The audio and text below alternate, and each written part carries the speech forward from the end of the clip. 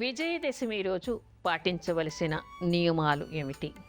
విజయదశమి రోజు ఉదయాన్నే లేచి మామూలుగా ఈ నవరాత్రుల్లో 9 రోజులు కానీ, 7 రోజులు కానీ, 5 రోజులు కానీ, 3 రోజులు కానీ పూజ చేసి ఉన్నటువంటి వాళ్ళందరూ కూడా ఈరోజు కూడా విజయదశమి రోజు కూడా ఉదయాన్నే చండీ పారాయణ చేయటం, అమ్మవారికి పూజ చేయటం, అపరాజితాదేవిగా అమ్మవారిని కొలవటం, ఆ తర్వాత సువాసిని పూజ, కుమారి పూజ, వటుక పూజ, తర్వాత వేద బ్రాహ్మణికి పూజ చేయాలి.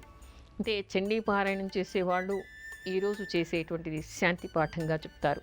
9 రోజులు పారాయణ చేసిన తర్వాత మహర్నవమి రోజు చండీ హోమం చేస్తారు.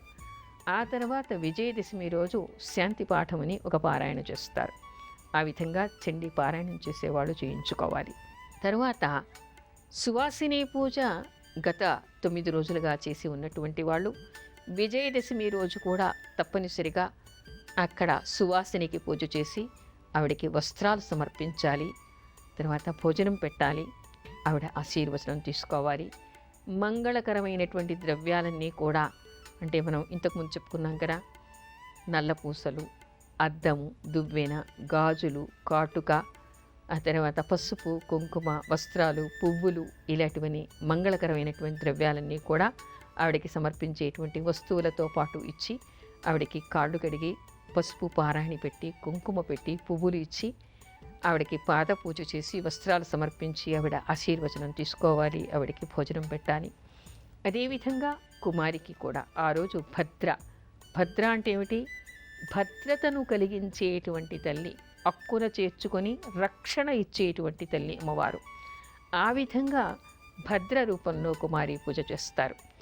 ఆ అమ్మాయికి కూడా వస్త్రాలు సమర్పించి మంగళకరమైనటువంటి ద్రవ్యాలన్నీ ఇచ్చి ఆ తర్వాత అమ్మాయికి కూడా పాద పూజ చేసి ఆశీర్వచనం తీసుకోవాలి.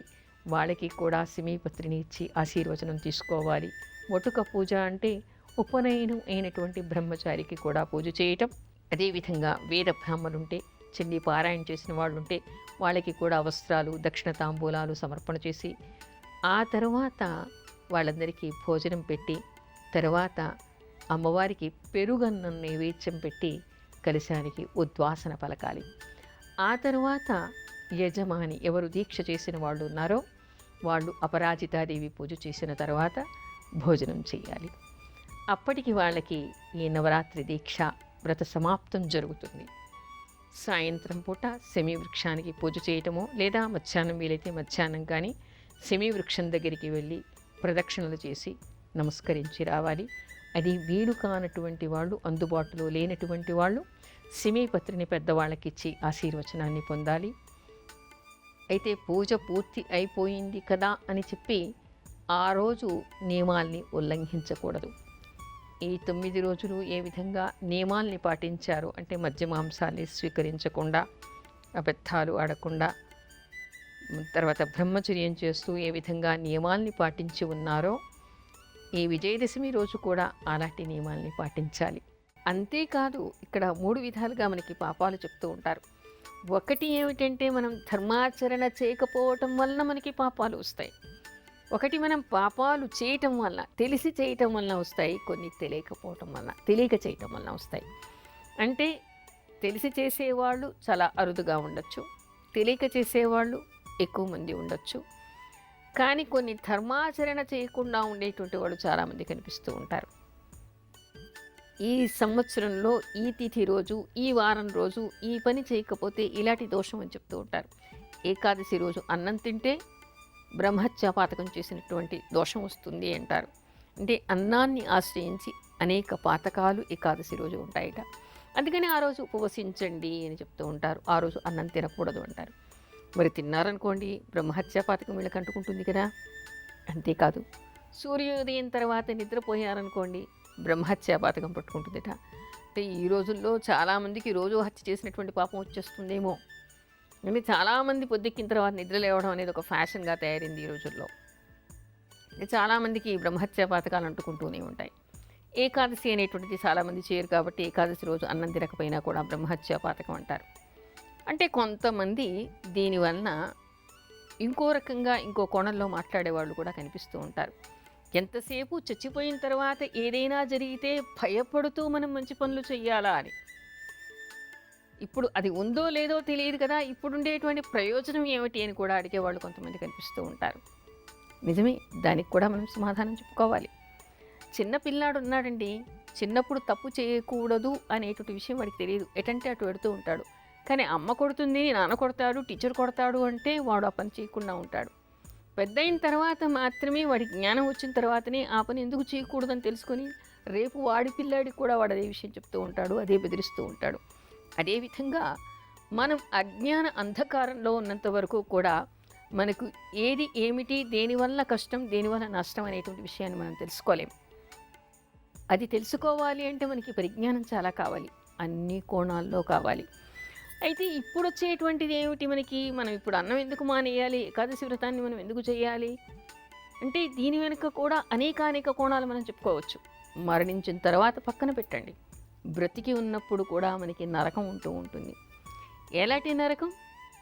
అనారోగ్యం వలన ఎన్ని కోట్ల రూపాయలు ఉన్నా ఒక్కోసారి మనకి ఆ అనారోగ్యాన్ని తీసేయగలిగేటువంటి శక్తి ఆ కోట్ల రూపాయలకి మాత్రం ఉండదు. దానికి కొంత పుణ్యబలం మాత్రమే కావాలి. ఆ రోగాలన్నీ పోవాలంటే ఏమిటి? ఇప్పుడేమిటి, నిన్నటిదాకా మనకి దసరా నవరాత్రుల్లో రకరకాల పిండి వంటలన్నీ బాగా భోంచేసి ఉంటారు. నిన్న కూడా బాగా భోంచేసి ఉంటారు, పండగ రోజు కదా సుష్టిగా భోంచేసి ఉంటారు.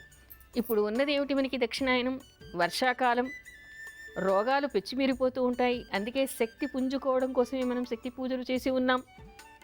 ఈ ఏకాదశి రోజు ఉపవసించటం వలన, ఇన్ని రోజులు తినటం వల్ల చేసినటువంటి అజీర్తి ఏదైనా ఉంటే పోయే అవకాశం ఉంది కదా.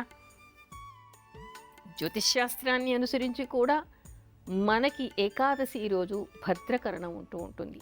అంటే సూర్యుడికి చంద్రుడికి మధ్య ఉండేటువంటి దూరాన్ని అనుసరించి మనకి కరణాలు ఏర్పడుతూ ఉంటాయి. ఈ భద్రకరణానికి విష్టీకరణం అనేటువంటి పేరు కూడా ఉంది. ఈ విష్టీకరణం రోజు తినటం వల్లట మనకి సూర్యుడి నుంచి వచ్చేటువంటి కిరణాలు మనకి జీర్ణశక్తి మీద వ్యతిరేకంగా పనిచేస్తాయట, జీర్ణం చేసుకునేటువంటి శక్తి తగ్గిపోతూ ఉంటుందిట. అందుకని కేవలం నారాయణ నామ స్మరణ చేస్తూ ఉండండి, ఏమీ తినకుండా ఉపవసించండి అని చెప్తూ ఉంటారు. ఆయుర్వేదాన్ని అనుసరించి, తర్వాత మనకి ఆధ్యాత్మికంగా చూస్తే కూడాను జ్యోతిష్శాస్త్రాన్ని అనుసరించి అనేక కోణాల్లో ఉపవసించడం అనేటువంటిది చాలా మంచిది. ఉపవసించడం వల్లే ఆరోగ్యం పెరుగుతుంది అని, జీర్ణశక్తి పెరుగుతుందని, ఆ తర్వాత అజీర్ణమైనవి ఏమైనా ఉంటే ఆ రోజు అవన్నీ కూడా జీర్ణమయ్యేటువంటి అవకాశం ఉంది అనేటువంటి విషయాన్ని చెప్తూ ఉంటారు. అంతేకాకుండా మనని మనము క్రమశిక్షణలో ఉంచుకోవటానికి, మానసిక బలహీనతకు లోను కాకుండా ఉండటానికి కేవలం ఉపవసించడం కాదు, భగవన్నామాన్ని చేస్తూ ఉండాలి, భగవంతుడి కోసం ఉండాలి. అదేవిధంగా మనం ఆ రోజు బ్రహ్మచర్యం చేయటం, నేల మీద పడుకోవటం, అబద్ధాలు ఆడకపోవడం, హరినామస్మరణ మాత్రమే చేయటం, ఇలాంటి నియమాలన్నీ కూడా ఉన్నాయి కదా. అవన్నీ చేస్తున్నప్పుడు ఏమిటంటే మనని మనం నియంత్రించుకుని, మన మనస్సుని నియంత్రించుకునే అవకాశం, బలహీనతలకి వెళ్లకుండా ఉండేటువంటిది, మనని మనం క్రమశిక్షణగా పెట్టుకునేటువంటి అవకాశం ఏర్పడుతుంది. ఒక భగవంతుడి పైన ఉన్నాడు, కనిపించని దేవుణ్ణి నమ్మి మనం ఒక వ్రతం చేస్తున్నాము అంటే ఆత్మసాక్షిగా మనం చేస్తున్నాం, ఎవరో చూస్తున్నారని ఆర్భాటానికి చేయం. అలా చేసినప్పుడు మనని మనం క్రమశిక్షణలో పెట్టుకోగలుగుతాం, బలహీనతకు లోను కాకుండా ఉంటాం. ఆ తర్వాత మన ఆరోగ్యాన్ని మనం కాపాడుకుంటూ ఉంటాం. ఇంకొకటి ఏమిటి, ధ్యానం చేయటం వలన, భగవంతుడి యందు నమ్మకం ఉండటం వలన ఏ రోగం కూడా దగ్గరికి రాదు అనేటువంటి విషయాన్ని ఈ రోజుల్లో అనేక పరిశీలనలు, ఆ తర్వాత రీసెర్చ్లు కూడా మనకి చెప్తూ ఉన్నాయి. అంటే ఎన్ని ప్రయోజనాలు ఉన్నాయి. బ్రతికి ఉన్నప్పుడు నరకాన్ని తీసేస్తుంది, మరణించిన తర్వాత కూడా నరకాన్ని తీసేస్తుంది. అందుకని ఈరోజు అత్యంత విశిష్టమైనటువంటిదిగా చెప్తారు. దీనికి పాశ అంకుశ ఏకాదశి అనేటువంటి పేరు. ఈరోజు ఉపవసించి హరినామస్మరణ చేయటం వలన ప్రత్యక్షంగా బ్రతికి ఉండేటువంటి నరకానికి దూరం కావచ్చు, మరణానంతరం ఉండేటువంటి నరకలోకం లేకుండా కూడా మనం దాని నుంచి కూడా తప్పించుకునే అవకాశం ఉందని మనకి ఆధ్యాత్మిక గ్రంథాలు చెప్తారు.